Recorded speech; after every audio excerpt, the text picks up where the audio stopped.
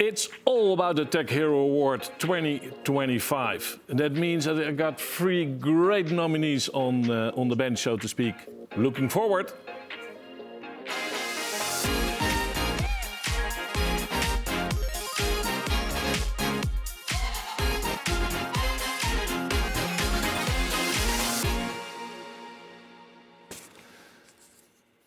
Well, nice to have you back with another edition of Tech TV, and this is a special edition because we are fully aligned with the Tech Hero Award 2025. And that means that we're gonna have a great conversation with my guest in this episode. And those are the 3 nominees for this year Tech Hero Award. So to give you a small round of introduction, I've got Job. Job is one of the jury members. Welcome. Thank you. I got Albert, and Albert is from Avular, one of the nominees. Welcome. I've got Hille, and Hille is from HYFEN. And I got Tom, and Tom just arrived by speed and train and etc. from London, and he's from Quantware. So welcome, guys. Happy to have you here. So just to make a start, you are all 3 nominated for this year's Tech Hero Award, and we're gonna, in this episode, try to peel that onion a little about why, and of course also what we measured and what we try to do with all the assessments, etc. But later on that. But first, in terms of a small introduction. So if you look to innovation today, and if you look to, let's say, how are we in the Netherlands facilitating the startups and the scale-ups and get them into production often, right, and getting to scale, etc. So what's your 30-second state of mind on that? And let's start in this way. I think we can do a lot more to kind of stimulate innovation and especially, of course, scaling. You see a lot of scale-ups also going out of the Netherlands, which is a pity, because I think we still have very bright minds here, and we should stimulate that. So hopefully there will be more stimulants in the future for innovation to flourish and for new concept to kind of get a podium. Yeah. Because it's not good that people are leaving, so to speak, right? No. You want to keep the innovation in the country, I would say. Yeah, especially the IP. Yeah. Your state of mind on this, Hidde? Well, I'd say innovation is, in the end, all about people. So it's about making sure that the right talent grows here. So making sure that in universities, for example, the right mindset is created to really be entrepreneurial and to make sure that innovation makes its way from universities to companies, but also attracting the right talent in. I mean, the war for talent is real, and I think there's a lot we can do to make sure that the Netherlands stays attractive to come over and do great stuff over here and not somewhere else. Yep. And the last reports don't show that a good number, so to speak, right? I may not be qualified to comment. I'm originally from Canada, worked in high-tech startups since about 2012 in the UK. But it was interesting in May, as part of a UK mission called a Global Business Initiative Program, or GBIP, it came with a number of UK startups to look at the quantum compute ecosystem here, which is called the Quantum Delta. And I was very impressed with the way the Quantum Delta and the ecosystem had been set up and the way it's kind of synergistic amongst the various startups. I'm with Quantware, as you mentioned, and we're in something called the House of Quantum, which is associated with TU Delft. Yep. And that's a really interesting hotbed of quantum talent that is coming directly out of the university labs into business. So at least within the world of quantum compute, it seems to be well supported and kind of flourishing. Right. Yeah. I think there's a really good side indeed to it on the deep tech side, but it's kind of converging to the wrong end of the spectrum. So we have a lot of talent indeed, but we need to keep it here as well. Yeah. Absolutely, that's the trick. Yep. Right. So that's a great job. Your reflection on that. So I hear that we are probably embedded the innovation well, and I think the interlink and the interaction from out of the technical universities is there, right? But getting it into the next phase is often the issue, and there you see also a lot of companies that will leave the country and try their luck somewhere else, right? Yeah. So I think the environment is good for entrepreneurs, tech startups. I mean, the huge change in the last years, the recognition of that they really create value for the country, for the Netherlands. I think there is not enough investment, and there's lack of government support in that perspective. So I think there should be a real focus on that to help grow the next ASML. Right. We're always looking to that next ASML, and in the past 20 years we have had the privilege to have some great brands on the stage during CEO Day, where we've seen Artgen, and we've seen Picnic, and we've seen even Swap Fiets. I want to say Swap Bicycle, but even Swap Fiets, for example. Great examples of also inspiration for, let's say, the enterprise world, right? Where it often goes a little bit too slow, so to speak. So let us portrait the 3 nominees this year. And let I start with Avular. So a video will tell all.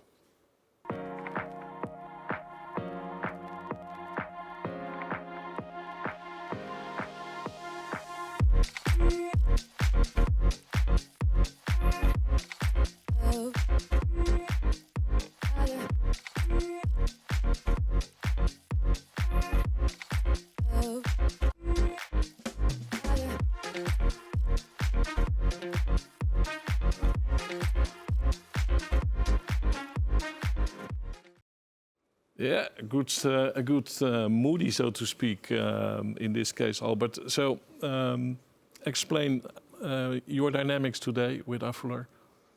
Our dynamics? Yeah. Yeah, well, it's driven very geopolitical, as you can imagine. And we're in the field of mobile robotics. And China actually made a big statement that this is going to be one of the major markets, and that they want to be the top player in 2025. Well, they made it. And even for 2035, they foresee it as one of the biggest markets, if not the biggest market, because in the end, labor is the biggest market. And if you can automate that with robots, it's going into the trillions. So looking at from that perspective, that is, of course, also a very big competitor, and it's a country, I know, but a lot of companies come from that country in our field. And with the geopolitical tension, there's room and space also to create Western mobile robotic companies. Right. And we don't have that in the Netherlands yet, huh? Real and true dark factories, so to speak, right? No. And it's a pity, because we have all the knowledge, but we didn't invest in it like that. Yeah. So you mentioned geopolitics, and I also saw drones flying by, so to speak.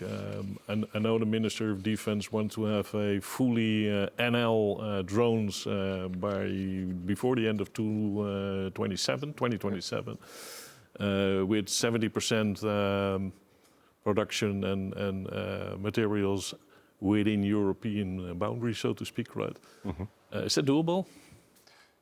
It is, actually. It is doable. And I think we have a lot of these ingredients at Avular that we have been building on as one of the only ones in Europe. So that gives us a very strong position.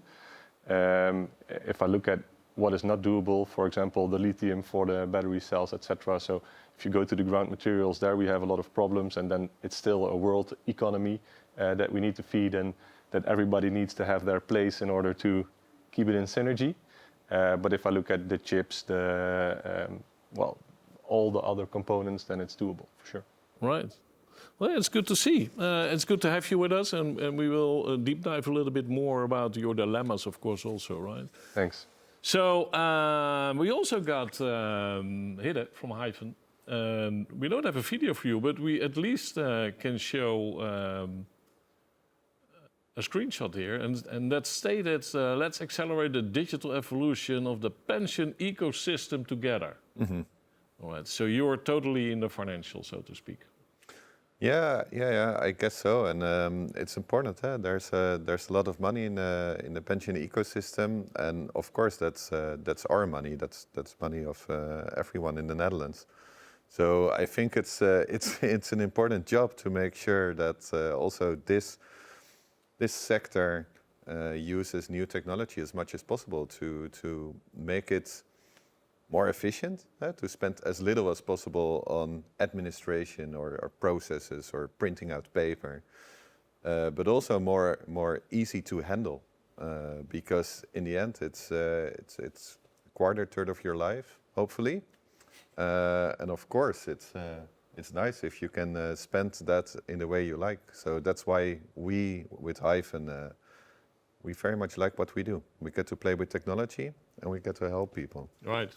Now, and if I look to your dynamics within HYFEN or within your industry, what is the biggest, well, let's say, worry you got at this stage? Well, I think maybe traditionally the sector is quite conservative, if you will. Not always the first to jump onto new technology.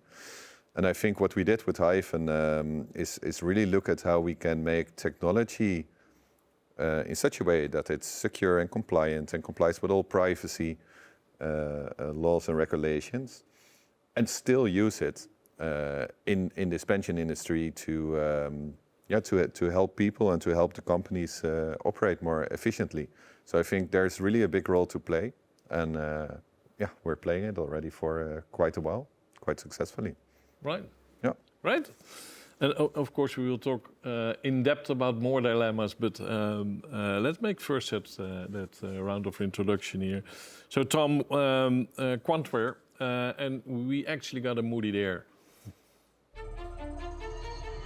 In our pursuit of achieving quantum advantage, we had to overcome the scaling limitations of current devices.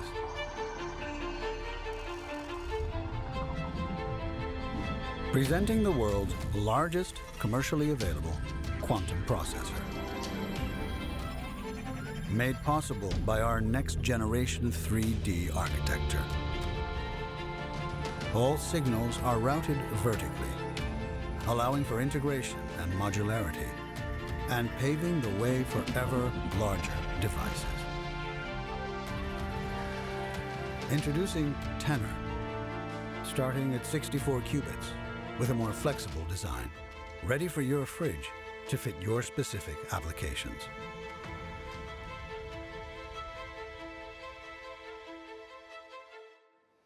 But that's also, again, a nice moody, Tom. So, Tom, if I look to Quantware and your industry, so what are your dynamics?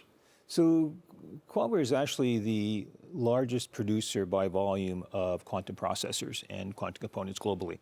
So it's already achieved a very good status that way. Also, Quantware is building the highest performance quantum processors. So it's becoming very significant on the world stage in terms of where quantum compute can go next. And what that video was largely about was the introduction of a new kind of technology for scaling quantum computers to allow the industry to accelerate to utility scale, or on the order of 1 million qubits in a single quantum computer, and accelerate that far beyond what is currently on the roadmaps out there. So Quantware is uniquely placed to really accelerate the promise of quantum compute. And we're seeing very rapid acceptance of the kind of technology that we have to offer. So it's been really exciting. Right. Well, if I look to the discussion of startups, scale-ups, and getting it into production often, right, or growing into, by agile at scale, into enterprises, so to speak. So if I first look to the dilemmas you got, so what are your true dilemmas of your organization or you as a CEO at this stage? What's a true dilemma for you? The true dilemma is for me still, like I already said as well, competing against China and like the brute force that they come in terms of technology and especially in robotics. Right. And then now America is following with a lot of VC money. Of course, there's going to be a shake-off, but I think that's the challenge for Europe in general. So in general, there is not too much VC money in from Europe coming. No, too little. I think US is really VC driven. Yep. And we have a lot of capital in pension funds in the state. And yeah, that we could use very well for technology, I would say. Right. Yep. If you look to in your situation, Hidde, and we look to your organization, HYFEN, so what is your biggest dilemma for the next couple of years? Well, I think that because we're active in the pension industry, which is quite nationally defined, so the national laws determine how pension work essentially, which is great because like we know this market very well and our products work very well for the Dutch situation. But at the same time, our platform and our team is looking to other opportunities to move with our platform to maybe a bigger market like Europe. So for us, it's really about determining what do we do in the Netherlands and how can we scale this beyond. Right, and that's not an easy stuff. If you put it from out of the pension perspective, I would imagine that's hard because every country has its own. Yes, from a pension perspective, it is. But I think we've proven in the Netherlands that our products work perfectly well. And from a technology perspective, it's maybe not the case. So the technology we've built is really with an eye on European security frameworks, making sure that it's all scalable to really large number of users. So from a technology perspective, I don't think there's any issue with scaling this beyond the Dutch pension system. Mm-hmm. From a product perspective, it is. Right. All right. Tom, in terms of your dilemmas, what is your biggest dilemma? So we hear from a geopolitics, we hear from do we need to expand to a different industry or different products? What's yours? Like I said, I can't comment on anything sort of kind of specific to this region in terms of policy or how it encourages startups or scale-ups. But I can speak generically to the problems that scale-ups can have because I've gone through that before, and it's the right amount of talent at the right time. That's always a challenge, right? And it's the most important thing you do is as you begin to hire the team to maintain culture and to really sort of continue to build the kind of talent pool that you've got. The other thing is just, especially if you're manufacturing, which we are at Quantware, is be able to grow your manufacturing facility at the right rate, get power in to get all the actual physical resources in place to make that happen, and that can always be challenging. More specifically to quantum compute, there's a whole ecosystem that needs to work together to accelerate what we can realize from quantum compute. But that's really a business development challenge. It's a partnering goal, and we certainly are doing that. So it's a business development challenge that we just need to go and resolve, and that's happening. It's actually happening quite well. Right. So in terms of scaling up, as far as I can see, it's the usual kind of challenges with a deep tech scale up that's trying to move as fast as possible. Right. Well, great, Job. You have had the privilege to do some deep dive also with these organizations, and just to understand a little, you also do within. In the CEO perspective, and in this case also from the CISO perspective, a total different research for the organization. So if you look to these bunch of great guys, right, in terms of where they are versus the enterprise, do you see the same discussions in terms of the dilemmas regarding skills, capability, capacity, etc.? Well, there are some comparisons because nowadays I think tech leaders are entrepreneurial as well in some ways, right? So CTOs, CIOs, CISO need to be very entrepreneurial in that sense. I mean, they need those kind of capabilities to really change the organization.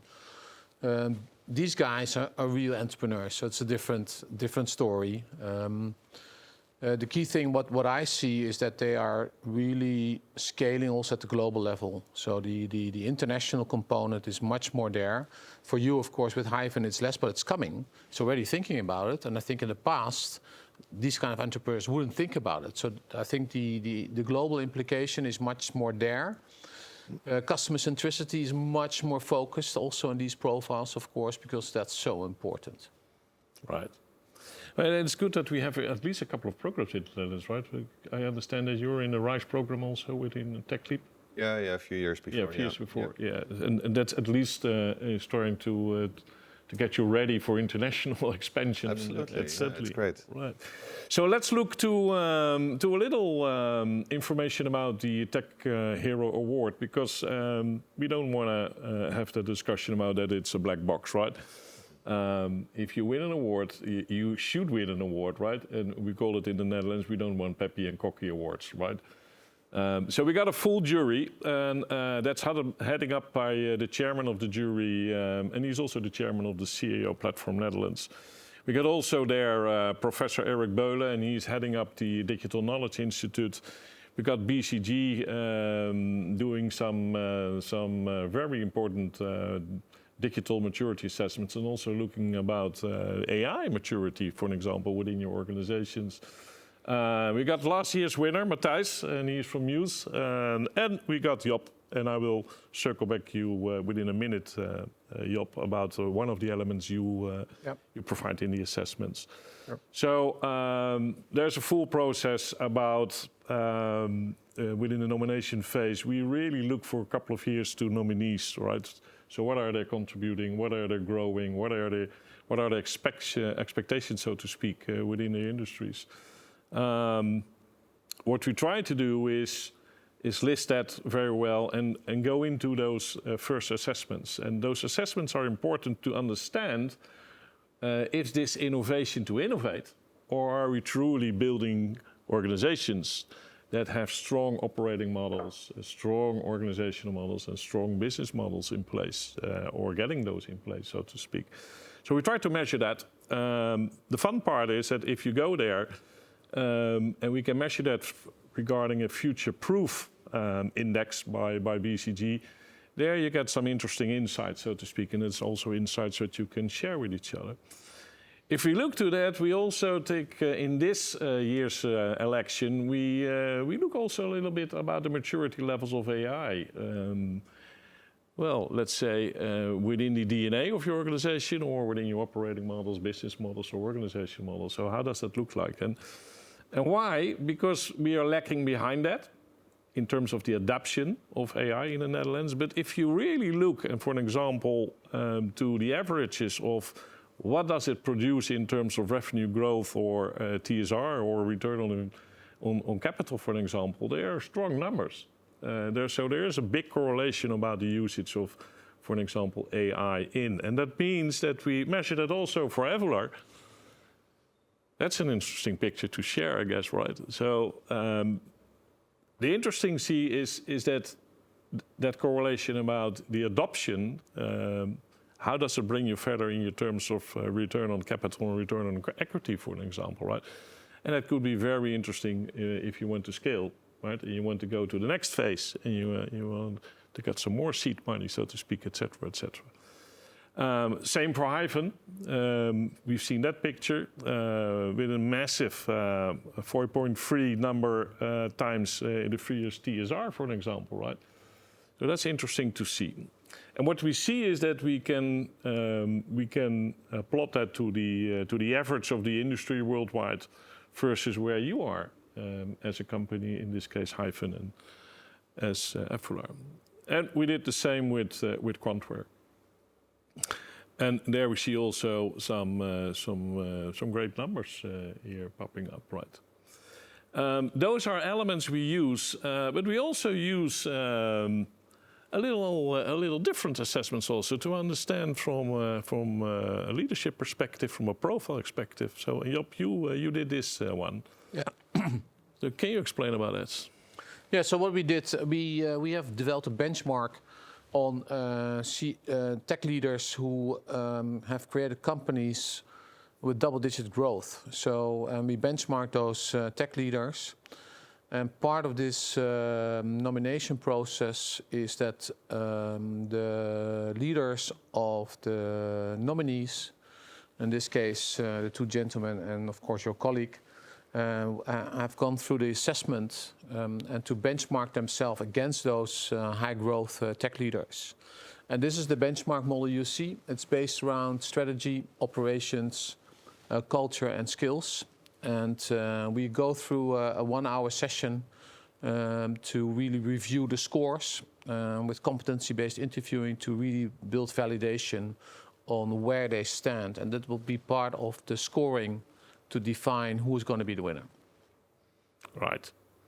So another one is, if you want to enlighten on that, is you're looking to a couple of matrices here, I guess? Yes, correct. So in for example, in the strategic part, you have really the customer centricity, for example, or really value creation and innovation. So these are competencies, of course, these tech leaders they should have.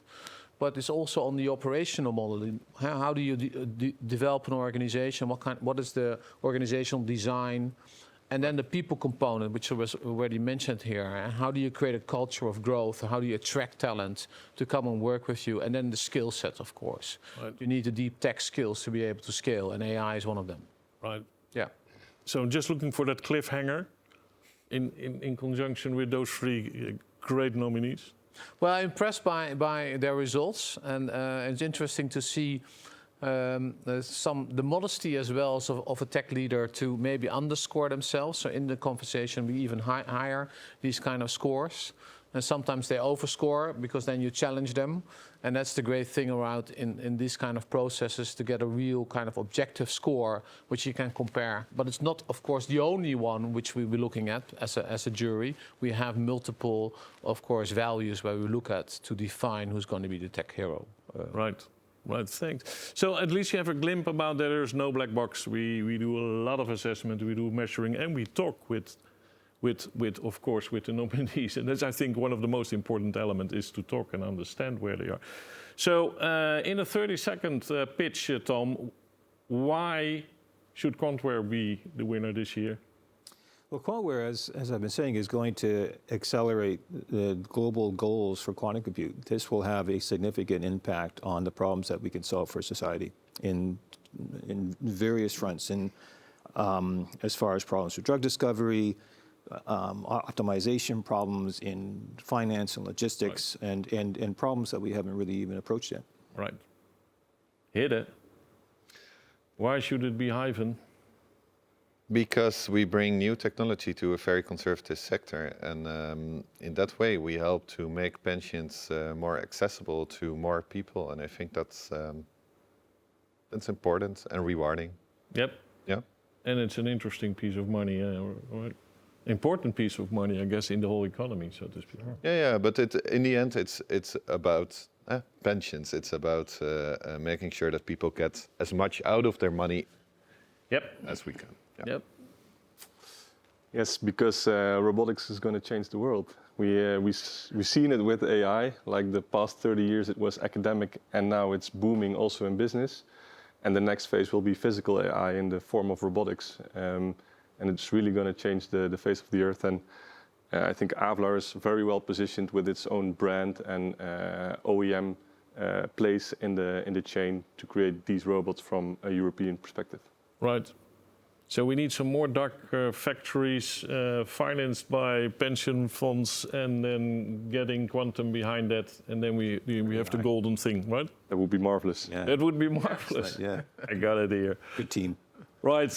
Do I have to say anything else for this edition? Yes, of course. We are going to do the CEO Day, and that's November 25th, and that's the 21st edition, and I'm looking forward to the pitches on stage by the live audience, by these gentlemen.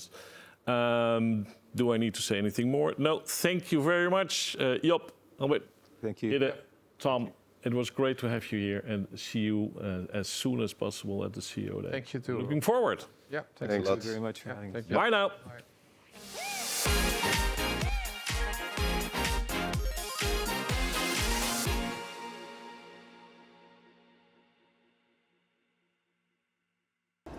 In the AI era, anything seems possible. Creating value, transforming industries, even saving lives, and changing the way we do business.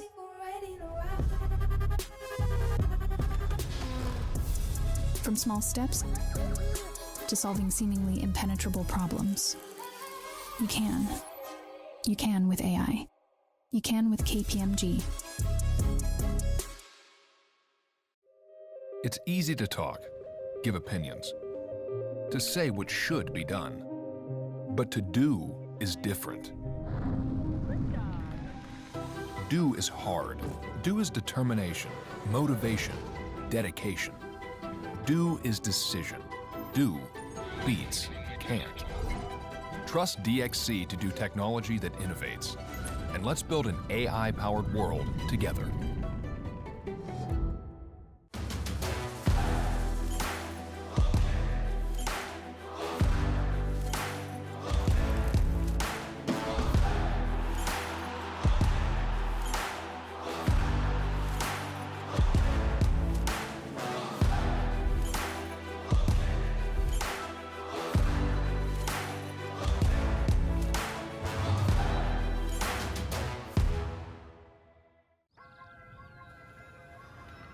To a country built on belief.